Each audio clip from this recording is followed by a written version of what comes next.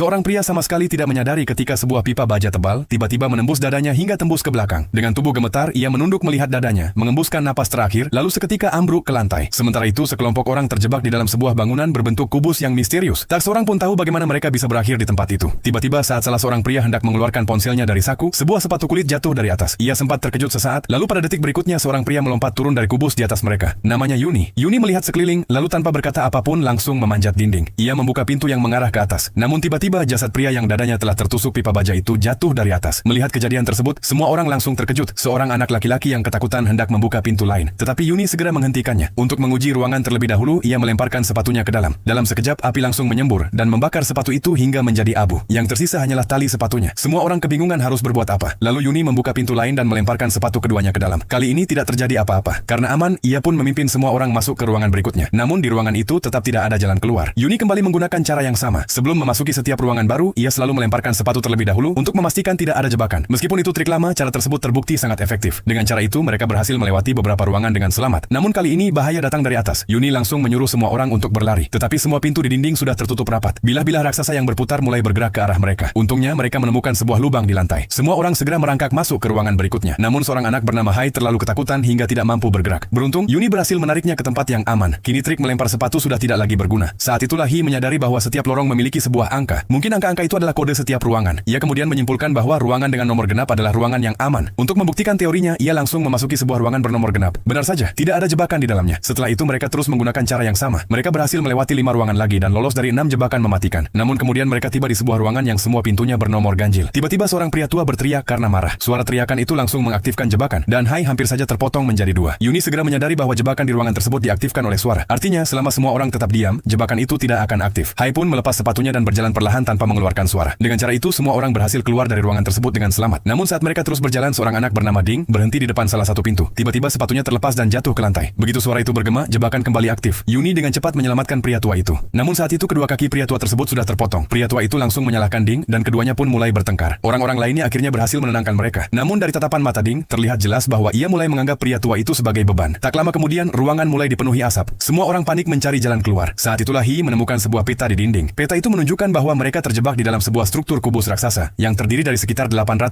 hingga 1000 ruangan. Ding membuka salah satu pintu. Di balik pintu itu terbujur jasad pria pertama yang dadanya tertusuk pipa baja. Saat itulah mereka sadar bahwa selama ini mereka hanya berputar-putar di tempat yang sama. Harapan mereka pun seketika hancur. Namun Yuni terus menyemangati semua orang agar tidak pernah menyerah.